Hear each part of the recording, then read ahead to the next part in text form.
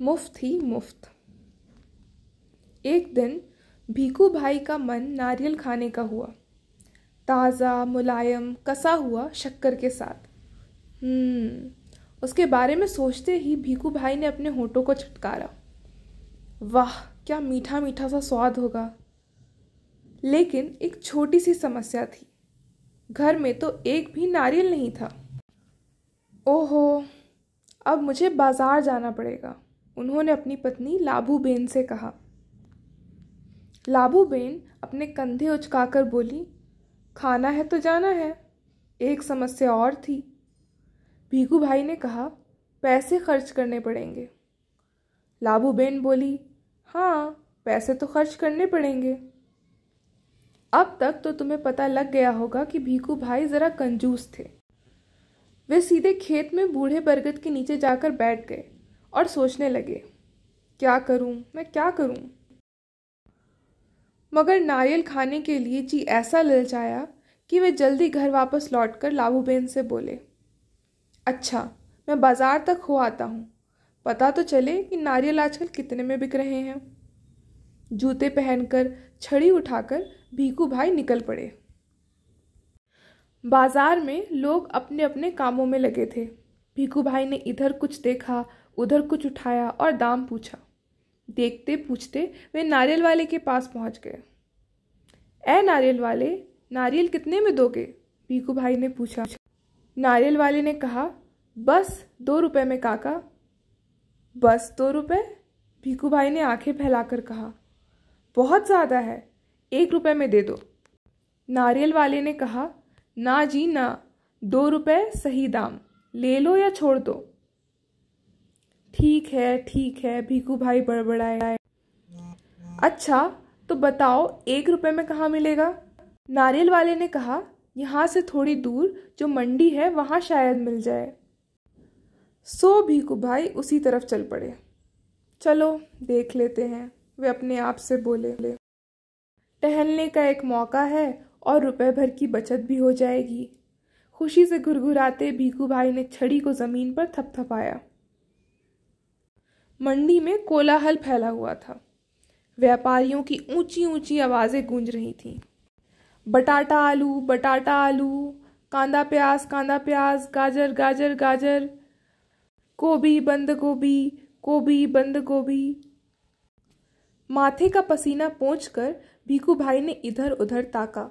नारियल वाले को देखकर पूछा, अरे भाई, एक नारियल कितने में दोगे? सिर्फ 1 रुपया काका, नारियल वाले ने जवाब दिया। जो चाहे ले जाओ, जल्दी। शूछे भाई, भीखू भाई ने कहा, यह क्या? मैं इतनी दूर से आया हूं और तुम पूरा 1 रुपया मांग रहे हो। 50 पैसे काफ़ी हैं, मैं इस नारियल को लेता हूं और तुम ये लो, पकड़ो 50 पैसे। नारियल वाले ने झट भीखू भाई के हाथ से नारियल को छीन लिया और बोला, माफ़ करो काका, 1 रुपया या फिर कुछ नहीं। लेकिन भीखू भाई का निराश चेहरा देखकर बोला, बंदरगाह पर चले जाओ, हो सकता है वहां तुम्हें 50 पैसे में मिल जाए। भीखू भाई अपनी छड़ी से टेक लगाकर सोचने लगे, आखिर 50 पैसे तो पूरे 50 पैसे हैं। वैसे भी मेरी टांगों में अभी दम है। पैरों को घसीटते हुए भीखू भाई चलने लगे। हर 2 कदम पर रुककर जेब में से बड़ा सफ़ेद रुमाल निकालकर वे अपना पसीना पोंछते। सागर के किनारे एक नाव वाला बैठा था। उसके सामने 2-4 नारियल पड़े थे। अरे भाई, एक नारियल कितने में दोगे? भीखू भाई ने पूछा और कहा, ये तो काफ़ी अच्छे दिखते हैं। काका, यह कोई पूछने वाली बात है, केवल 50 पैसे, नाव वाले ने कहा। 50 पैसे? भीखू भाई मानो हैरानी से हक्के बक्के हो गए। इतनी दूर से पैदल आया हूँ, इतना थक गया हूँ और तुम कहते हो 50 पैसे? मेरी मेहनत बेकार हो गई। ना भाई ना, 50 पैसे बहुत ज़्यादा है। मैं तुम्हें 25 पैसे दूंगा, यह लो, रख लो। ऐसा कहते हुए भीखू भाई झुककर नारियल उठाने ही वाले थे। नाव वाले ने कहा, नीचे रख दो, मेरे साथ कोई सौदा वौदा नहीं चलेगा, थोड़ी देर बाद उसने भीखू भाई की ओर ध्यान से देखा और ज़रा ठंडे दिमाग से बोला, सस्ते में चाहिए? नारियल के बगीचे में चले जाओ, वहाँ ढेर सारे मिल जाएंगे मनपसंद दाम में। भीखू भाई ने फिर अपने आप को समझाया, इतनी दूर आया हूँ, अब बगीचे तक जाने में हर्ज ही क्या है। सच बात तो यह थी कि वे काफ़ी थक चुके थे, मगर 25 पैसे बचाने के ख्याल से ही उनमें फुर्ती आ गई। भीखू भाई ने सोचा 2 गुना ज़्यादा चलना पड़ेगा, पर 4 आने बच भी तो जाएंगे, और फिर कोई भी चीज़ मुफ्त में कहाँ मिलती है। भीखू भाई नारियल के बगीचे में पहुँच गए। वहाँ के माली को देखकर उससे पूछा, ये नारियल कितने में बेचोगे? माली ने जवाब दिया, जो पसंद आए ले जाओ काका, बस 25 पैसे का एक। देखो कितने बड़े बड़े हैं। हे भगवान, 25 पैसे? पूरा रास्ता पैदल आने के बाद भी जूते घिस गए, पैर थक गए और अब पैसे भी देने पड़ेंगे। मेरी बात मानो, एक नारियल मुफ्त में ही दे दो। हाँ, देखो मैं कितना थक गया हूँ। भीखू भाई की बात सुनकर माली ने कहा, अरे काका, मुफ्त में चाहिए ना, यह रहा पेड़ और वह रहा नारियल। पेड़ पर चढ़ जाओ और जितने चाहो तोड़ लो, वहाँ नारियल की कोई कमी नहीं है। पैसे तो मेरी मेहनत के हैं। सच? जितना चाहूँ ले लूँ? भीखू भाई तो खुशी से फूले न समाये। मेरा यहाँ तक आना बेकार नहीं गया। उन्होंने जल्दी जल्दी पेड़ पर चढ़ना शुरू कर दिया। पेड़ पर चढ़ते चढ़ते भीखू भाई ने सोचा, बहुत अच्छे, मेरी तो किस्मत खुल गई। जितने नारियल चाहे तोड़ लूँ और पैसे भी ना दूँ, क्या बात है। भीखू भाई ऊपर पहुँच गए। फिर वे टहनी और तने के बीच आराम से बैठ गए और दोनों हाथों को आगे बढ़ाने लगे, सबसे बड़े नारियल को तोड़ने के लिए। ज़िक! पैर फिसल गए। भीखू भाई ने एकदम से नारियल को, उनके दोनों पैर हवा में झूलते रह गए। ओ माँ, अब मैं क्या करूँ? भीखू भाई चिल्लाने लगे। अरे भाई, मदद करो। उन्होंने नीचे खड़े माली से विनती की। माली ने कहा, वो मेरा काम नहीं काका, मैंने सिर्फ नारियल लेने की बात की थी।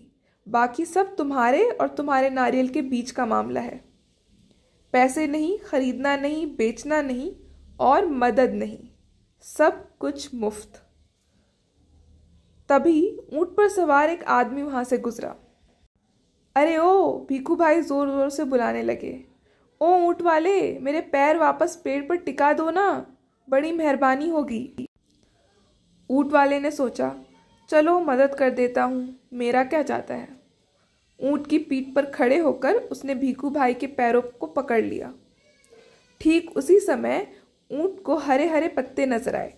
पत्ते खाने के लालच में ऊंट ने गर्दन झुकाई और अपनी जगह से हट गया। बस, वे आदमी ऊंट की पीठ से फिसल गया। अपनी जान बचाने के लिए उसने भीखू भाई के पैरों को कसकर पकड़ लिया। अब दोनों क्या करते? इतने में एक घुड़सवार आया। अरे सांभलो छो! पेड़ से लटके दोनों पुकारने लगे। सुनो भाई, कोई बचाओ बचाओ! घुड़सवार को देखकर भीखू भाई ने दुहाई दी। ओ मेरे भाई, मुझे पेड़ पर वापस पहुंचा दो। 1 मिनट भी नहीं लगेगा, मैं घोड़े के पीठ पर चढ़कर इनकी मदद कर देता हूँ। यह सोचकर घुड़सवार घोड़े पर उठ खड़ा हुआ। लेकिन कौन कहता है कि घोड़ा ऊंट से बेहतर है? हरी हरी घास दिखाई देने पर दोनों ही एक जैसे हैं। घास के चक्कर में घोड़ा जरा आगे बढ़ा और छोड़ चला अपने मालिक को ऊंट वाले के पैरों से लटकते हुए। 1, 2 और अब तीनों के तीनों झूलते रहे नारियल के पेड़ से। काका काका, कस के पकड़े रहना। हाँ, घुड़सवार ने पसीना पसीना होते हुए कहा। जब तक कोई बचाने वाला ना आए कहीं छोड़ ना देना, मैं आपको 100 रुपए दूंगा। काका काका, अब ऊंट वाले की बारी थी। मैं आपको 200 रुपए दूंगा, लेकिन नारियल को छोड़ना नहीं। 100 और 200। बाप रे बाप, 300 रुपये। भीखू भाई का सिर चकरा गया। इतना इतना सारा पैसा! खुशी से उन्होंने अपनी दोनों बाहों को फैलाया और नारियल गया हाथ से छूट। धड़ाम से तीनों जमीन पर गिरे, घुड़सवार, ऊंटवाला और भीखू भाई। भीखू भाई अपने आप को संभाल ही रहे थे कि एक बहुत बड़ा नारियल उनके सिर पर आ फूटा, बिल्कुल मुफ्त।